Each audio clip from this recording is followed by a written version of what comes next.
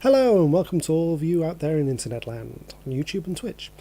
I'm your host Ace, filling in for Dominoid, and I'll lead you through the exciting world of the last 7 days of video games. There's a lot to cover this week, so let's crack on.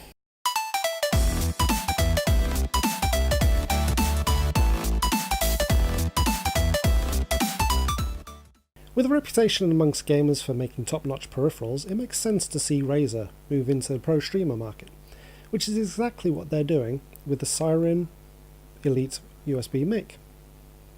Costing a smidge off of $200 at $199.99, it isn't cheap, but it hopes to be a cheerful piece of audio equipment.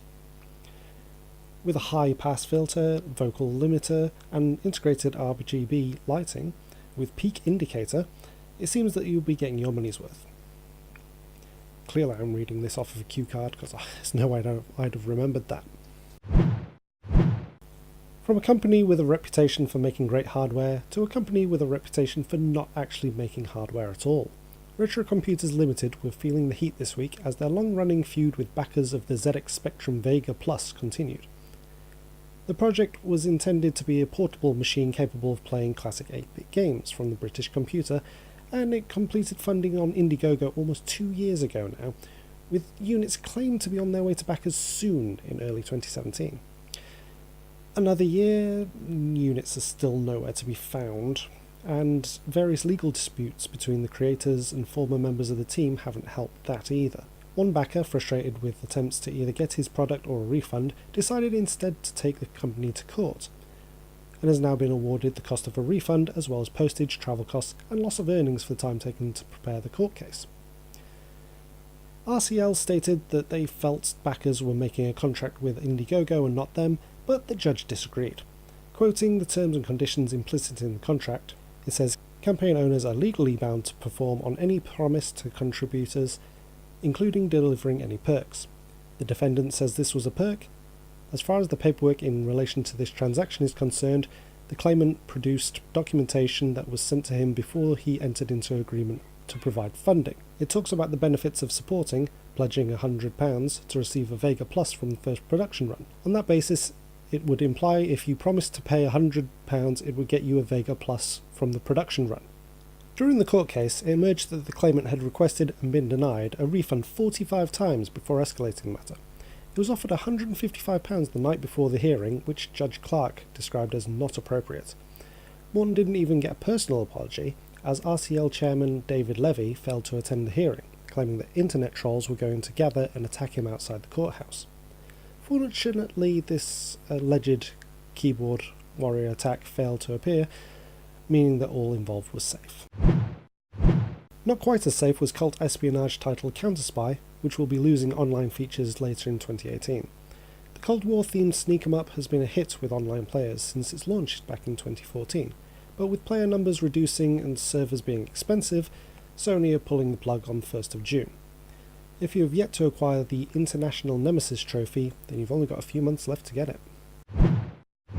From a Sony title winding down to a new one being released, as this week also saw the launch of the remaster of the PS2 classic Shadow of the Colossus on the PS4. We saw a slew of last-minute news as well, with an incredibly pretty story trailer, news of the game's stunning photo mode, and a swanky story trailer to announce the final arrival of the title.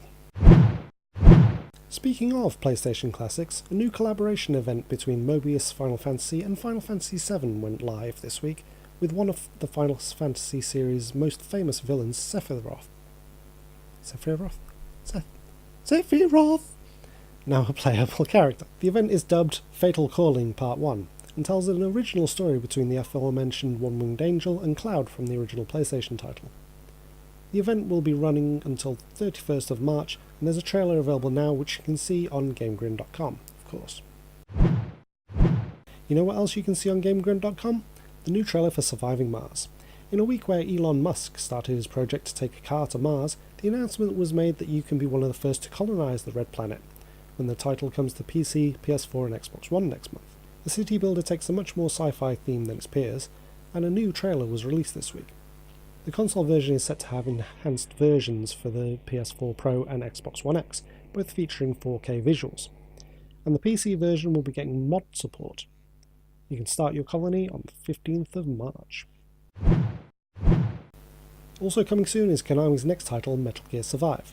After the success of the first beta, it's getting a second test run ahead of the game's release. From the 16th of February, players on all three platforms, Xbox One, PC and PS4, will be able to play 3 missions across 2 co-op maps. There are also daily missions that can be undertaken, which unlock some items for those buying the full game after it launches on the 20th of February. From games coming soon to ones a little further in the future now, as it was announced this week that Focus Home Interactive and Deck 13 are teaming up once again to bring players The Surge 2. After the release of The Surge back in May 2017 and the expansion The Surge A Walk in the Park, players can now expect a full-blown second title sometime in 2019. Fans will be able to look forward to much larger levels with a brand new environment, a sprawling devastated city which will be powered by the developer's new and improved game engine. Combat will be more brutal and tactical than ever, featuring an improved limb targeting system, the staple of the first game. And finally, this weekend saw the latest European Splatfest take place, with the subject this time being burgers. In particular, the presence of gherkins, that's pickles for our US viewers, within the juicy meat sandwiches. Those who felt that they had a valid culinary purpose were pitted against those who felt they were little slices of vinegary pain. At the time of recording, the battle was still going on, with neither side coming out victorious. Just in time for that battle, there was a new weapon added to the game in the form of the customer goo tuber, which includes an inkjet special weapon and a curling bomb as sub-weapon. So that's everything we have time for this week. As always, we hope you enjoyed our time together, and if you did, please consider adding a comment, subscribing or following us on whichever platform you're watching, and clicking the like button if you're one of our viewers on YouTube. It really helps us grow our channel, and we appreciate the support that you all give us. We'll be streaming throughout the week at 8 o'clock GMT, and next week's news will be brought to you by TGK. I've been your host Ace, and I'll see you soon, but until next time, game on.